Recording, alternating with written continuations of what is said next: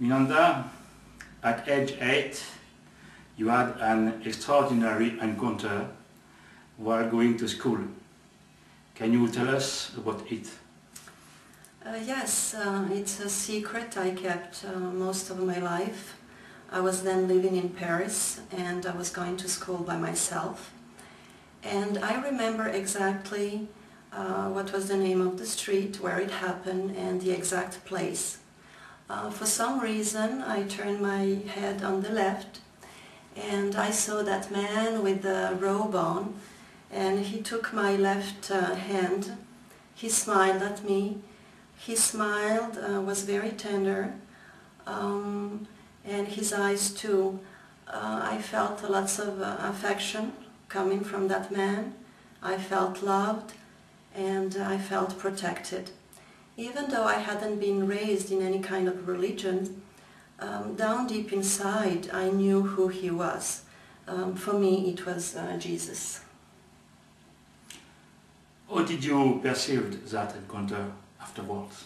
Well, you know, we just walked together a little bit. He was still holding my left hand, and then he just disappeared.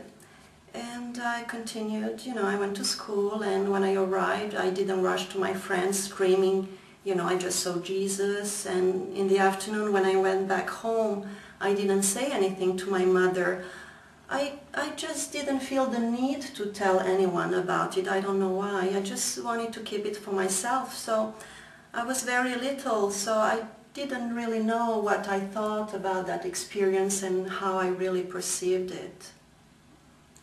At age 10, you had a strange dream that seems, in fact, to be an astral trip. Yes, that dream really changed my life. It was a very strange dream. In fact, now I think it was an astral trip, but back then I thought it was a dream. So I dreamt that there were 10 beautiful silver shields, and on them were standing up 10 men with robes on. And those shields were coming from the sky, and it was such a fascinating scene to watch. I felt lots of power, lots of strength, and lots of peace emanating from those 10 men. And afterwards, they talked with me on many subjects, but I only remembered one sentence, and this was the Third World War. Of course, back then I was too little. I don't even know if we had studied at school the Second World War. So I didn't really know, I didn't understand what that meant. But for some reason it seems that that sentence just was recorded in my subconscious mind. Soon after, everything around us became white, like etheric, cotton-like. I became myself white too, and in front of me was a spaceship. It was also white, also etheric. And I felt a presence on my left. I felt that presence being a feminine, maybe a woman, because I didn't see the face of that person. And that feminine presence took my left hand and we went inside the spaceship. And then I don't remember anything. I just woke up in the morning, and the first thing I said to my parents when I saw them, I said to them, "You're not my parents. You're not my father, you're not my mother. My real parents, my true parents are going to come for me, and they're going to take me home." And since that dream, I wasn't the same little girl anymore. I also began having psychic gifts, like I became like a medium. Also I had a strange impression, like when I would look at something, it seemed that instead of my eyes I had video cameras that would record everything. And yes, that dream really changed me a lot. Of course, after that dream I began having a passion for astronomy, for the space, for the speed, for planets, stars. I just became fascinated about astronomy. Your real parents are going to come for you. Do you know when? I don't know. They didn't give me any date, but I guess I'm still waiting for them. I don't know. Are they spiritual parents or biological? For me, they are spiritual parents. Those 10 men that I saw on those silver shields, they represent for me my real parents, my true parents. And now I consider them as sages, as masters, spiritual masters. So those 10 men, yeah, they are my spiritual family. Are you an extraterrestrial? Maybe some kind of a hybrid, or some kind of spiritual entity that incarnated in this body of flesh. Yes, maybe. But I have to tell you something funny. My mother told me that in her village, in the 30s, there was a big circle in a field, and there the grass never grew again. And also some extraterrestrials have been seen in that village in the 90s. And back then, the people living in that village, it was some kind of myth or legends. They were saying that some fairies had danced there. They had made a circle, they had danced, and that's why the grass never grew in that field again. But I think it was probably a UFO or a spaceship that landed there.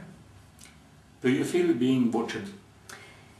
Yes, I often feel that some invisible eyes are watching me, you know, and yes, I feel being watched. Yes, it's true. I often have that feeling.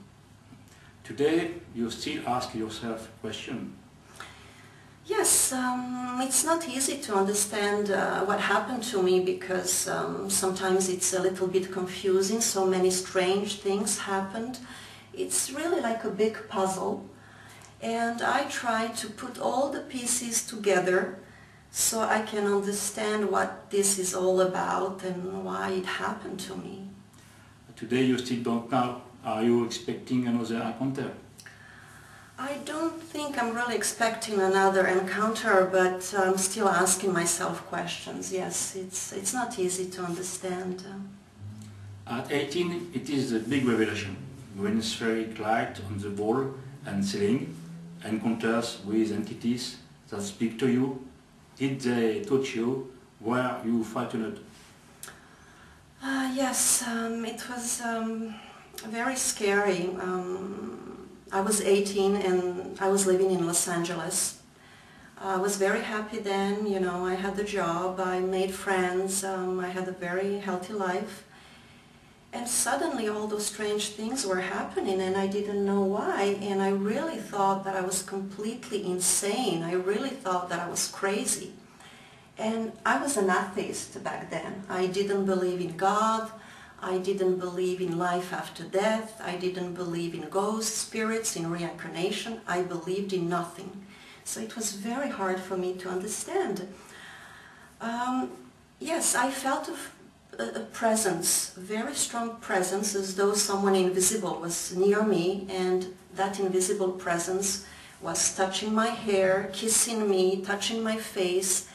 And I also started hearing voices, and I saw those green lights on the walls and ceilings, yes.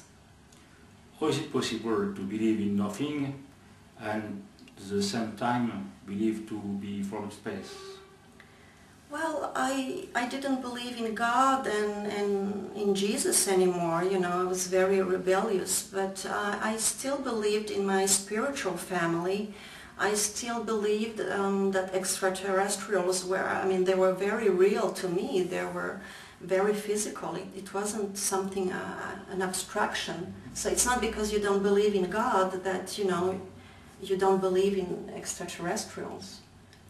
Those spheric green light, how did they appear? Well, I was working in an office as a receptionist in Beverly Hills, and one day I saw those spheric lights on the walls and the ceilings, and they were like moving, like pulsating, like they were alive. They were like contracting, retracting, moving.